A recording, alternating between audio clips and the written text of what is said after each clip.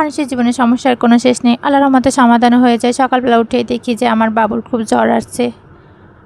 দেখে আমার মনটা খুব খারাপ হয়ে গেল। এরপর আমি ওকে ব্রাশ করি, হাত পা ধুয়ে তারপরে ওর পায়ে হাতে একটু তেল মালিশ করে দিয়ে এলাম। তারপর ও ঘুমিয়ে পড়ছে। সাধারণত ও এই সময় ঘুমায় না, কিন্তু জ্বর আসছে বলে ও আবারও ঘুমিয়ে পড়ছে। এই ফাঁকে আমি ফ্রিজে কালকে রাতে কিছু মাছ কিনে আনছিলাম, মাছগুলো বের করে নিচ্ছি, কেটে দিয়ে পরিষ্কার করে নেব। আসলে প্রত্যেকটা যে মানুষের জীবনে সমস্যা ও আছে, সমাধানও হয়ে যায়। আসলে যাদের সমস্যা বেশি তাদের কিন্তু অভিযোগ কম, আর যাদের সমস্যা কম তাদের অভিযোগ বেশি। আসলে আমি যখন রাস্তায় কোনো বাচ্চা কিংবা কোনো শিশুকে দেখি যে তার হাত পা নেয় কিংবা সে ভিক্ষা করতেছে, আমার খুবই কষ্ট লাগে। কারণ ওদের জীবনে কত সমস্যা, কত অভিযোগ, তারপরে ওরা অভিযোগ খুবই কম করে।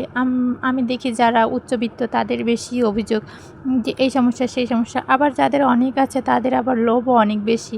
আমার মনে হয় যে দুনিয়া এত ক্ষণস্থায়ী, এত লোভ, এত লালসা করে কী হবে। দুনিয়ার প্রতি মোহ কম থাকা খুবই ভালো, কারণ এখন শেষ জামানা, কিয়ামত সন্নিকটে। দুনিয়ার প্রতি বেশি মোহ মানুষকে দুনিয়ার প্রতি লোভী করে তোলে, দুনিয়া বিলাসী করে তোলে। এই জন্য মানুষের দুনিয়ার প্রতি লোভ কম থাকা উচিত, চাহিদা কম থাকা উচিত। আমি সবসময় চেষ্টা করি যে আমার নিজের চাহিদার ভিতর, নিজের অল্পের ভিতর সন্তুষ্ট থাকার, আমার নিজের যা আছে তাই নিয়ে সন্তুষ্ট থাকার। অন্যের কী থাকলো, অন্যের কী ছিল, অন্যের কাছ থেকে কী পাইলাম, এটা নিয়ে আমার খুবই অভিযোগ খুবই কম থাকে, কারণ আমি এটা খুবই পছন্দ কম করি। আর ইদানিং আমি খুব সবসময়, বেশিরভাগ সময় একা থাকতেই পছন্দ করি। যেহেতু আমার বাবু আছে, আমি সবসময় চেষ্টা করি ওরে একটু সময় দিয়ে নিজের কাজগুলোকে ঠিকঠাক মতো করে ওরে একটু সময় দেওয়ার জন্য, ওরে নিয়ে একটু বাইরে বেরোনোর জন্য, ওরে একটু ঘুরতে যাওয়ার জন্য। আসলে ওর যে বয়সটা, এই বয়সটা যখন চলে যাবে তখন আর ফিরে পাওয়া যাবে না। এই জন্য আমি খুবই চেষ্টা করি যে ওর এই বয়সে যে শান্তি, এই বয়সে যে প্রশান্তি থাকে মানুষের হৃদয়ে, এই প্রশান্তিটা সব বাচ্চা পায় না। আমি ওকে খুব চেষ্টা করি এই প্রশান্তিটা দেওয়ার জন্য। যাই হোক, কালকে বাজার থেকে আমি কিছু গরম মশলাও আনছিলাম। এই গরম মশলাগুলোকেও আমি একটু টেলে নিচ্ছি। আসলে অনেককেই দেখছি যে গরম মশলাগুলোকে ধুয়ে তারপরে টেলে নেয়। আমি গরম মশলাগুলোকে পরিষ্কার করে নিচ্ছি আর জিরেগুলোকে ধুয়ে রোদে দিয়ে শুকায় নিচ্ছি। কিন্তু এরপর আমি সামান্য কড়ার উপর দিয়ে টেলে নিয়েছি ব্লেন্ডার করে নেওয়ার জন্য।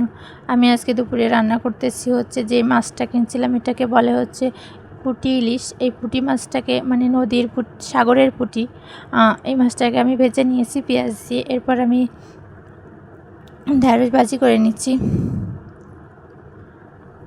আসলে দুপুরে আমি খুবই তাড়াতাড়ি করে রান্না করতেছি, কারণ বৃষ্টি আসতেছে, আকাশ পুরো কালো হয়ে গেছে। বৃষ্টি কখন জানে বৃষ্টি আসে। ভেন্ডিটা ভেজে নিয়েছি। এরপর আমি লোটে মাছগুলোকে ভুনা করে নেব। আসলে এখন যেহেতু আষাঢ় মাস, প্রায় প্রতিদিনই বৃষ্টি হচ্ছে। ইদানিং কিছুদিন আগে আমাদের এখানে বৃষ্টি হচ্ছিল না, অনেক জেলায় বৃষ্টি হচ্ছিল। সবাই বলতেছে এখানে আর বৃষ্টি হবে না।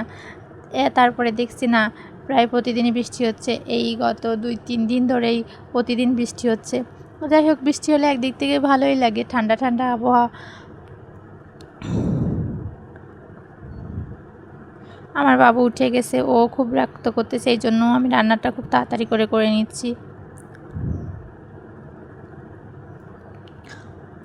এই লোটে মাছগুলোকে ভুনা করে নেব। আর আজকে আর কিছু রান্না করব না।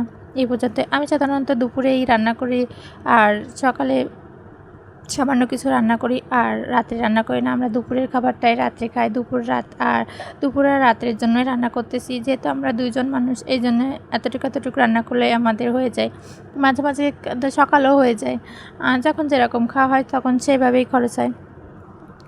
যাই হোক, এই যে আমি ভেন্ডি ভাজি করেছি, লোটে মাছ ভুনা করেছি, আর এই যে পুঁটি মাছ ভুনা করেছি, মানে ভাজি করেছি পেঁয়াজ কুচাই দিয়ে। আজকে ভিডিওটা এই পর্যন্তই। সবাই ভালো থাকবেন। আল্লাহ হাফেজ।